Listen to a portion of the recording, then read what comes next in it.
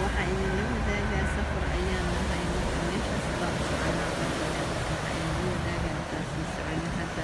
magaalada ayaan weli ku dhex jirnaa waxaa idin tusaa marka meelo aad u qurux badan meeshaan waa maktabad aad u qurux badan magaalada aan hadda ka tegayna ayada dhan bad baa ku wareegsan laakiin magaalo kale oo kasii qurux badan ee u soconaa dunida dambe ayaan sii doonaa meesha aan u socono